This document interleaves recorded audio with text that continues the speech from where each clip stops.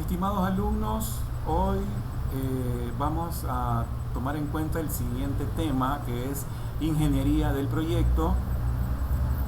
En la ingeniería del proyecto vamos a ir hablando en relación a que en la introducción el objetivo general del estudio de la ingeniería del proyecto es resolver todo lo concerniente a la instalación y el funcionamiento de la planta o el proyecto en sí.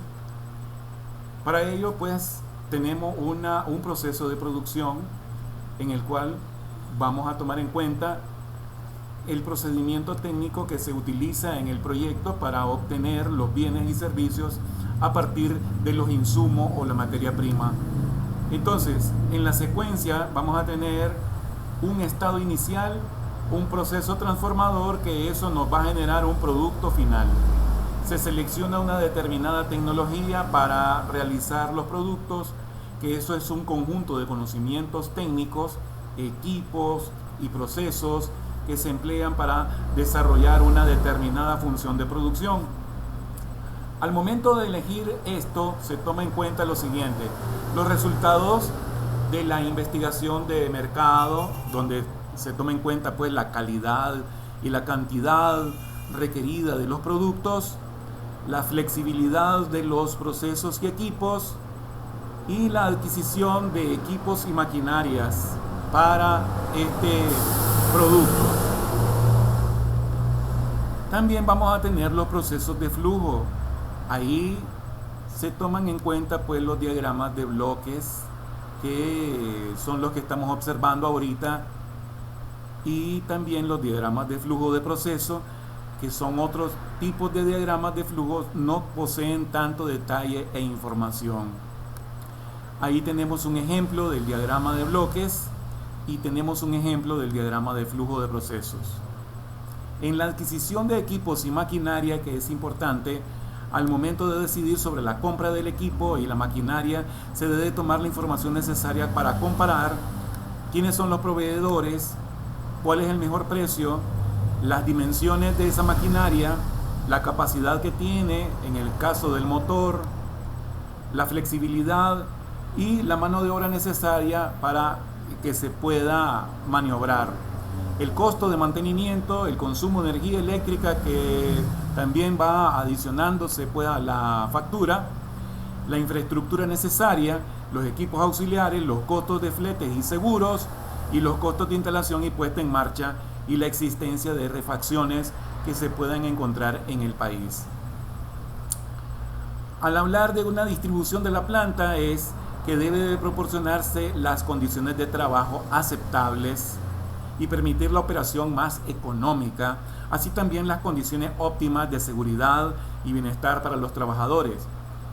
Los objetivos y principios básicos de una distribución de plantas son los siguientes: integración total, mínima distancia de recorrido, utilización del espacio cúbico, y la seguridad y bienestar para el trabajador y la flexibilidad.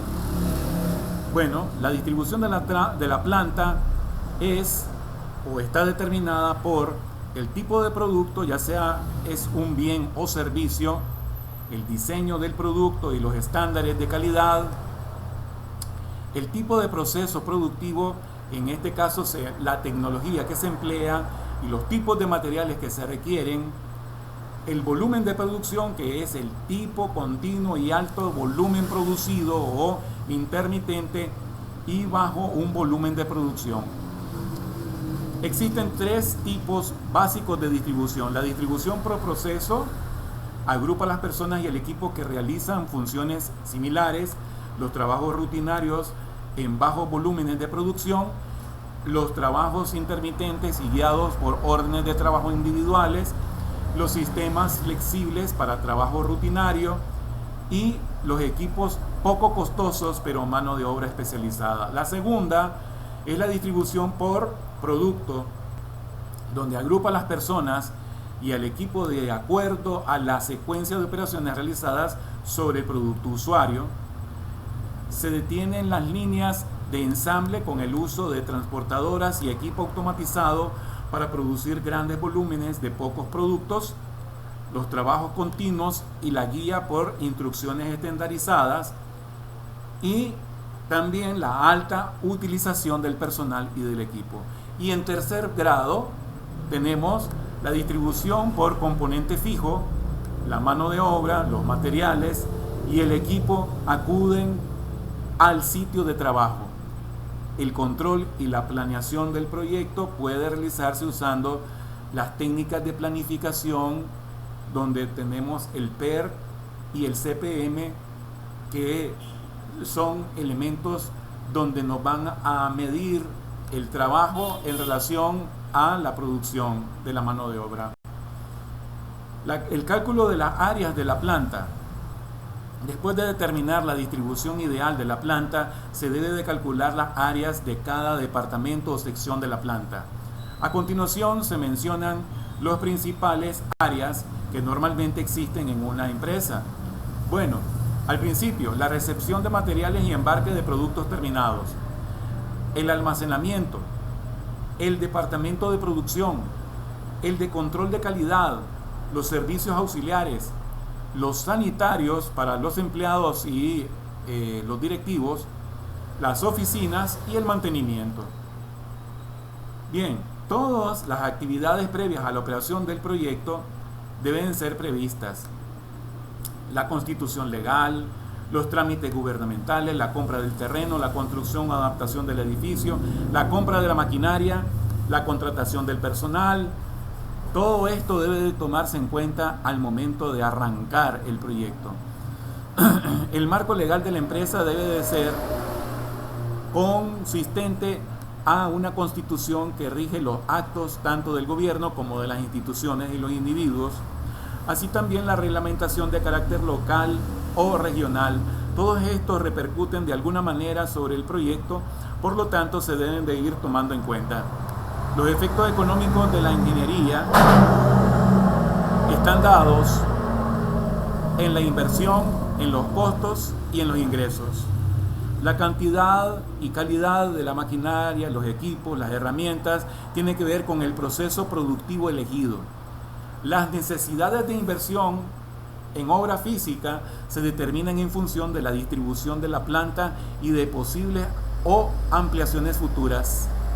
Los cálculos de requerimientos de la obra física para la planta, de las vías de acceso, la circulación, el almacén, el estacionamiento, las áreas verdes, las ampliaciones proyectadas y otros determinarán el tamaño y características del terreno.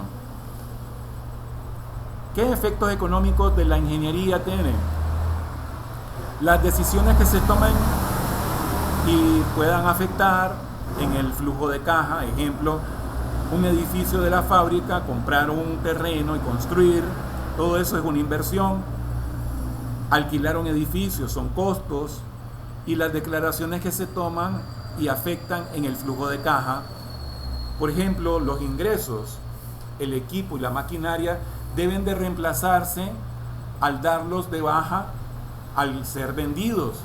La venta del subproducto, el brindar servicios aprovechando la capacidad ociosa, todo esto me da un balance de obras físicas que se va a incorporar a la información para el flujo de caja.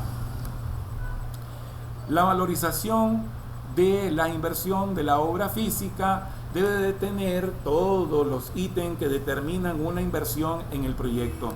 No es necesario un detalle máximo. Su objetivo es organizar en función del tipo de inversión. La inversión en las obras físicas pueden realizarse en distintos momentos antes de la puesta en marcha o en la operación.